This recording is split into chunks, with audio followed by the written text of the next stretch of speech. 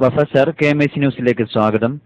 കർണാടക മദ്രസ കേസുമായി ബന്ധപ്പെട്ട് താങ്കളെക്കുറിച്ച് കഴിഞ്ഞ ദിവസങ്ങളിൽ വളരെ മോശമായ രീതിയിൽ സോഷ്യൽ മീഡിയയിൽ വ്യാജ പ്രചാരണങ്ങൾ നടന്നുകൊണ്ടിരിക്കുകയാണ്.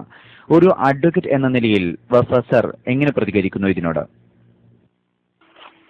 നോക്കൂ, ഞാൻ സോഷ്യൽ മീഡിയയിൽ ചെന്ന കുറെ സംഭവങ്ങളൊക്കെ കേട്ടു. തികച്ച് അടിസ്ഥാനരഹിതമായ സംഭവങ്ങളാണിത്. എനിക്ക് ആമുഖമായി പറയേണ്ടത് എന്താ അറിയോ, ഇവർ ഇസ്ലാം ദീൻ പ്രചരിപ്പിക്കാൻ വേണ്ടി നടക്കുന്നവരാണല്ലോ. ഇസ്ലാമിക സംഘടനാ പ്രവർത്തനത്തിന്റെ ലക്ഷ്യം ഇബാദത്ത് സംഘടിപ്പിക്കലാണ് എന്നാണ് ഞാൻ മനസ്സിലാക്കിയിരിക്കുന്നത്. വാസ്തവത്തിൽ മുനാഫിഖിന്റെ ലക്ഷണമാണ് ഇവർ കാണിച്ചിരിക്കുന്നത്.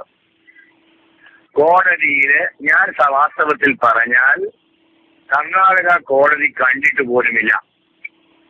ഇത് നിങ്ങൾ മനസ്സിലാക്കണം. പിന്നെ ഇസ്ലാം ദീന്റെ പേരിൽ രാഷ്ട്രീയക്കാരെ മാതിരി പ്രവർത്തിക്കുന്നതിലാണ് എനിക്ക് അത്ഭുതം തോന്നുന്നത്. പക്ഷെ രാഷ്ട്രീയ ബാക്ക്ഗ്രൗണ്ട് ഉള്ളവരാണല്ലോ. രാഷ്ട്രീയക്കാർക്ക് പൊതുവിലുണ്ടായിരിക്കേണ്ട 3 സിഫത്ത് മുനാഫിഖിന്റെ ഉണ്ടായിരിക്കേണ്ട ലക്ഷണങ്ങളൊക്കെയാണ്. മുനാഫിഖിന്റെ ഒരു ലക്ഷണം എന്താണ്? കളവ് പറയലാണ്. ഞാൻ ആ ന്യൂസിൽ അത് കണ്ടു. ഞാൻ അത് പറയാളെ വെല്ലുവിളിക്കുന്നു, മനുഷ്യ, നീ പറഞ്ഞത് സത്യമാണോ അല്ല കളവാണോ എന്ന് ആദ്യം ഒന്ന് പരിശോധിക്കുക. മുസ്ലിം ആണെങ്കിൽ, മുനാഫിഖാണെങ്കിൽ പിന്നെ വർത്താനല്ല. ഇസ്മായിൽ വഫ കർണാടക കോടതിയുടെ ഉള്ളിൽ കയറിയിട്ടില്ല എന്നത് നിങ്ങൾ ഇസ്ലാം ദീന്റെ പേരിലാണോ പ്രവർത്തിക്കുന്നത്? ഞാനിത് പഠിച്ചു വരികയാണ്. വാസ്തവത്തില് ജഡ്ജി പറയാത്തത് പോലും ജഡ്ജിന്റെ പേരിൽ വെച്ച് കിട്ടിയിട്ടുണ്ട്. ഞാൻ ഇതിനെതിരിൽ നിയമ നടപടി എടുക്കുന്നതിനെ പറ്റി ആലോചിക്കുകയാണ്. വാസ്തവത്തിൽ എനിക്കെതിരിൽ ഒന്ന് പറഞ്ഞിരിക്കുന്നത് കാന്തപുരത്തിന്റെ കൂലിപ്പട്ടാള, കാശുപട്ടാള എന്തൊക്കെയാണ് നിങ്ങൾ പറഞ്ഞിരിക്കുന്നത്. നിങ്ങൾ മനസ്സിലാക്കണം, ഇസ്ലാം ദീനിനെ ഇത്തരത്തിലുള്ള ഇസ്ലാമിന്റെ ലക്ഷ്യവും മാർഗവും പാവനമായിരിക്കണം. ജഡ്ജി ഇസ്മായിൽ വർദ്ധനെ വിളിച്ചു, ഒരു കോടതിയിലും കേസ് കൊടുക്കാൻ സമ്മതിക്കൂല എന്ന് ജഡ്ജി പറഞ്ഞു. ഇങ്ങനൊന്നും ജഡ്ജി പറയുന്ന മനുഷ്യ. നിങ്ങള് രാഷ്ട്രീയക്കാരന്റെ ഏഴാങ്കൂലി വർത്താനം പറയുന്നൊരു ബോധം വേണം തലയെ കിട്ടും കിട്ടിയായിട്ട്. നിങ്ങൾ നേർക്ക് ഞാനുമായിട്ട് ഒരു സംവാദത്തിന് തയ്യാറുണ്ടോ? സത്യം മാത്രമേ പറയാവൂ. നിങ്ങൾ ഈ ചേളാരി സമസ്ത എന്ന് പറഞ്ഞാൽ രാഷ്ട്രീയ ബാക്ക്ഗ്രൗണ്ട് ഉള്ളവരാണ്. രാഷ്ട്രീയക്കാരെന്ന് പറഞ്ഞാല് കളവ് പറയലാണ് ഒന്നാമത്തെ പ്രത്യേകത എന്നാണ് ഞാൻ മനസ്സിലാക്കിയിരിക്കുന്നത്. 2 വാഗ്ദത്തം ചെയ്താൽ ലംഘിക്കുക, മനസ്സിലായില്ലേ? ആയതുകൊണ്ട് ദയവുണ്ടായി ഞാൻ നിങ്ങളോട് പറയുന്നു, ഞാനിത് പഠിച്ചിട്ട് ഇത് പറഞ്ഞ ആളാരാണ്, ഇതിന്റെ അടിമിനാരാണ് എന്നൊക്കെ നോക്കിയിട്ട് എനിക്ക് മാനനഷ്ടമുണ്ടാക്കിയതിന് ഞാൻ മാനനഷ്ട കേസ് കൊടുക്കുന്നതിനെ പറ്റി ആലോചിക്കുകയാണ്. ഞാൻ ധൃതി പിടിക്കൂല, അനാവശ്യം ഞാൻ പറയില്ല.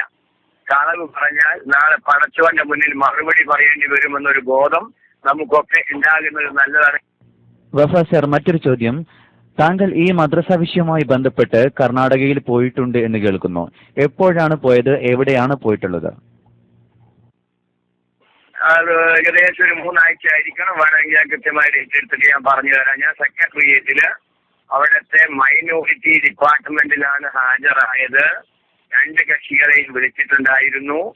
അന്ന് ഞാൻ കൃത്യമായിട്ട് നമുക്കതിന് വഖഫ് ബോർഡ് കൊടുത്തിരിക്കുന്ന നമ്മുടെ പാഠപുസ്തകം പഠിപ്പിക്കണമെന്ന ഡയറക്ഷൻ, അതുകൊണ്ട് മംഗലാപുരം കലക്ടറുടെ കണ്ടെത്തൽ അവിടെ പോയിട്ടുള്ളത് സുന്നി വിദ്യാഭ്യാസമുള്ള പുസ്തകമാണ് പഠിപ്പിക്കുന്നത്. സ്റ്റാറ്റസ് കോ നിലനിർത്തണം. സ്റ്റാറ്റസ് കോ പറഞ്ഞാൽ നിലവിലുള്ള അവസ്ഥ നിലനിർത്തുക. അന്നുണ്ടായിരുന്ന അവസ്ഥ സുന്നി വിദ്യാഭ്യാസ ബോർഡിന്റെ പുസ്തകങ്ങളാണ് അവിടെ പഠിപ്പിച്ചുകൊണ്ടിരുന്നത്. അതാണ് സ്റ്റാറ്റസ് കോ എന്ന് പറയുന്നത്.